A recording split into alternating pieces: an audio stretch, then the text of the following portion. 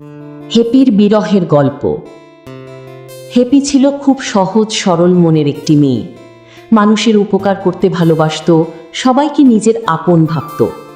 কিন্তু সে বুঝতে পারেনি সব মানুষ নিজের হয় না।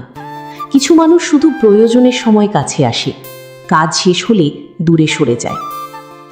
হেপির এক ধর্মের ভাই ছিল, নাম জাহাঙ্গীর। প্রায় 18 বছরের সম্পর্ক তাদের। ছোটবেলা থেকে ভাই বলে বিশ্বাস করত তাকে। জাহাঙ্গীর যখনই কোনো সমস্যায় পড়ত, হেপি সবার আগে পাশে দাঁড়াতো। নিজের কষ্ট ভুলে তার জন্য দৌড়াদৌড়ি করত, সাহায্য করত, সম্মান করত। কিন্তু হেপি কখনো বুঝতে পারেনি সেই মানুষটাই একদিন তার জীবনের সবচেয়ে বড় কষ্টের কারণ হবে।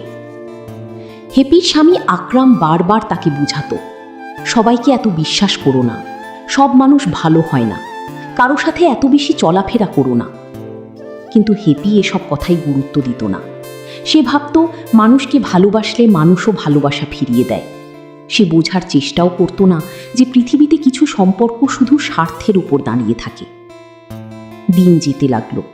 জাহাঙ্গীর প্রতিনিয়ত নিজের প্রয়োজনে হেপিকে ব্যবহার করতে লাগলো। কখনো টাকা, কখনো সাহায্য, কখনো নিজের সুবিধার জন্য হেপির সরল মনকে কাজে লাগাতো। আর হেপি সবকিছু হাসি মুখে মেনে নিত, কারণ সে তাকে ভাই বলে বিশ্বাস করত।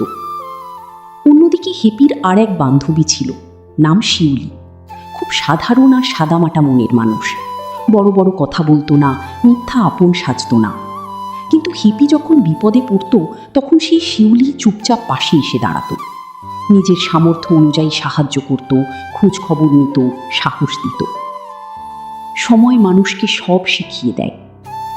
একদিন হিপি বুঝতে পারল, যাকে সে এত বছর নিজের মানুষ ভেবেছে, সেই জাহাঙ্গীর শুধু তার সরলতাকে ব্যবহার করেছে।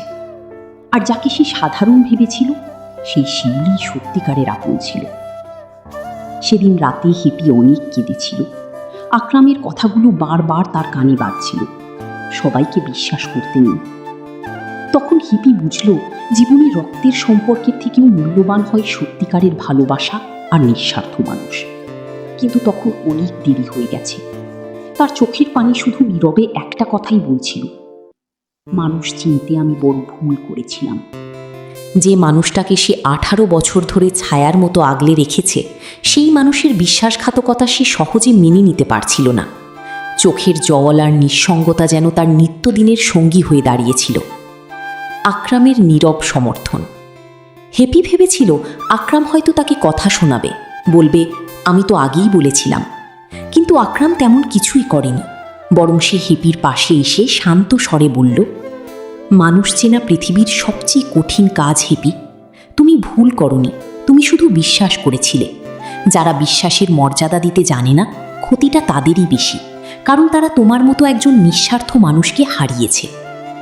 আকরামের এই সান্ত্বনা হিপিকে নতুন করে বাঁচার শক্তি দিল। সে বুঝতে পারল, বাইরের জগতের মেকি সম্পর্কের চেয়ে ঘরের এই মানুষটাই তার আসল পৃথিবী। শিউলির পাশে থাকা। ঠিকই কঠিন সময়েই শিউলি আবার প্রমাণ দিল কেন সে আলাদা। জাহাঙ্গীর যখন স্বার্থ ফুরিয়ে যাওয়ায় হিপির নামে উল্টো মিথ্যে অপবাদ রটাতে ব্যস্ত, শিউলি তখন নীরবে হিপির হাতটা চেপে ধরেছিল। সে একদিন হিপিকে বলল, মানুষ যখন হোঁচট খায় তখন সে আকাশের দিকে তাকায়। এই হোঁচটটাই তোকে শিখিয়েছে মাটির দিকে তাকিয়ে পথ চলতে। যারা চলে গেছে তাদের জন্য আফসোস করিস না, যারা পাশে আছে তাদের আগলে রাখ। জাহাঙ্গীরের পতন ও নতুন শুরু।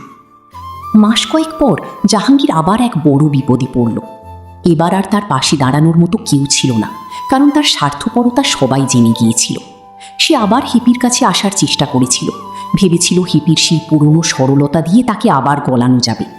কিন্তু হেপি এবার আর কাঁদেনি।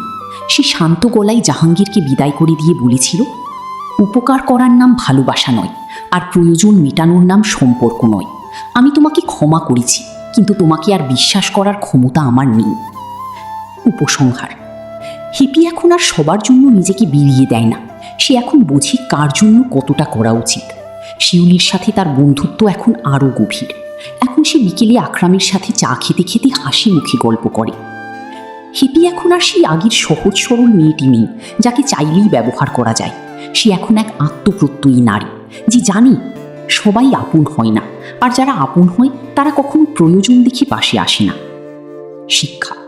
জীবন থেকে মানুষ হারিয়ে যাওয়া মানেই ক্ষতি নয়, মাঝে মধ্যে আবর্জনা পরিষ্কার হওয়াও জীবনের জন্য জরুরি।